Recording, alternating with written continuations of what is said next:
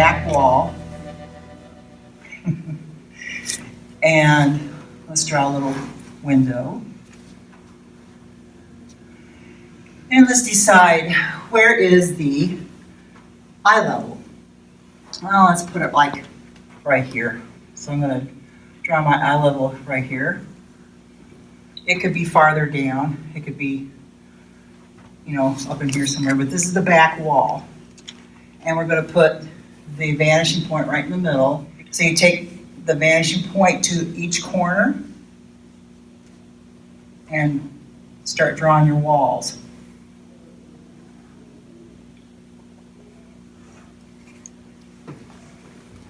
So there's the walls of your room, the floor, and the ceiling.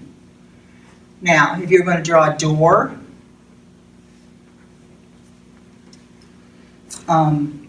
the vertical stay vertical, and you decide how high you want that door to be. So if I'm at eye level, that means if I was standing in the room, I would be standing about here. So my head is there, so the door has to be higher than that. Unless you want to have to bend down and get through the door. So I'm going to make a door, about like this. Okay. And you can draw just draw a line, and then take that line where it's at the top and bring it to the vanishing point. And then you continue that to make the rest of your door. Or you could start here and go that way. You can either use this line or this line, doesn't matter. Just so you keep this tilted, the top of it and the bottom. Now, then you'd have a door handle, I suppose. But you might have an inset door.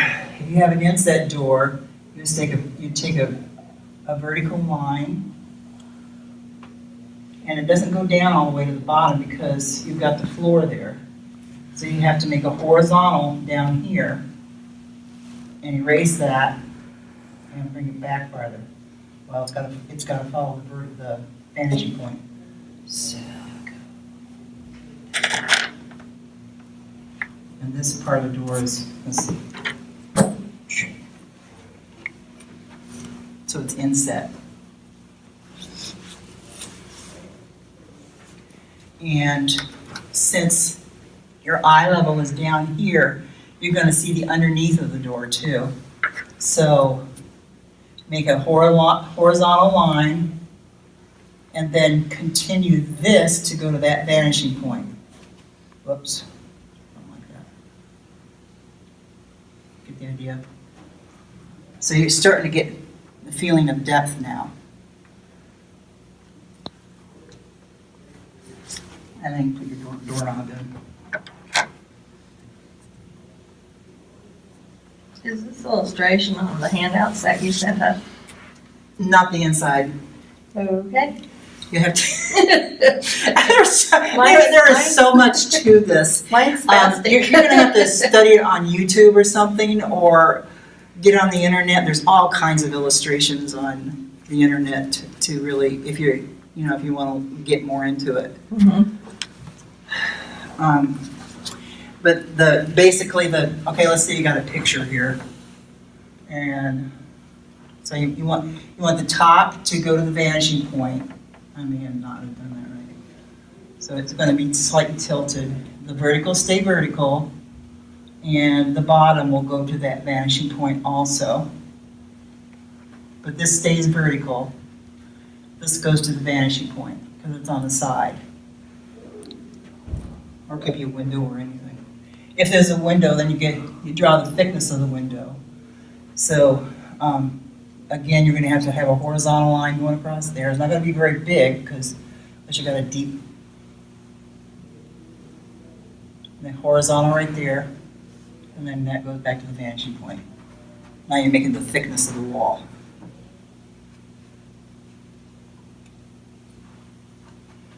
And we got somebody in here. Woo-hoo.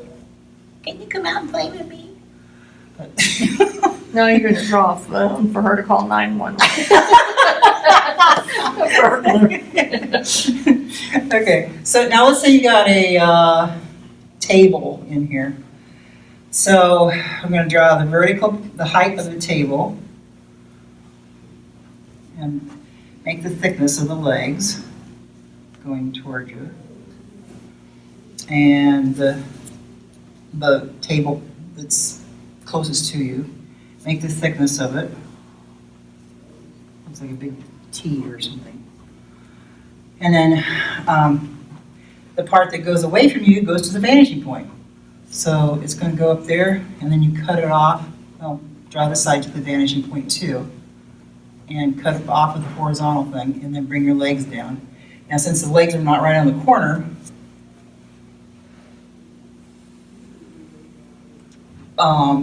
you have to bring them in. Now, where do you think the back legs would start? If this is indented in here, they have to kind of go along with that too.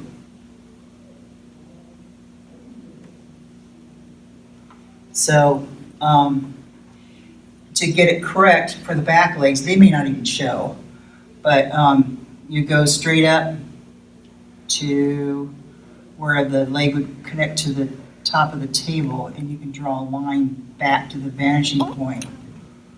And right here, the back of the leg, go take that to the vanishing, to the vanishing point, and that would show you where to end the leg. And the leg is going to start from that point, because that's lining up with this leg. Can you even see? Mine's away. So you take this corner and bring it straight down, and that would be the back leg. And the same thing with this. You take one of these lines, line it up with the vanishing point, and then go straight down. Straight down from there. And, you have to draw that line too, and stop it. So these legs are not going to show much. Can you even see them? This is pretty sloppy drawing there. Oh my goodness. And windows on the side. Vertical, stay vertical. And those go back to the vanishing point. Thickness, horizontal line. Got it? Do you understand? Yeah, I have to probably study it more. You know, I'm getting the gist of it. Everything goes to the vanishing point. Yeah. That's where you have, and then you horizontal, stay horizontals, you straight, go straight. Yeah. Okay. I ran out of paper on this thing. I should have had another bigger sheet. Well, use your sketch pad. I know. I was like, by that time I'd have to start it all. I guess you're like. Okay. I am doing this really briefly, and it might be too confusing. Yeah, maybe I'm doing this way too fast.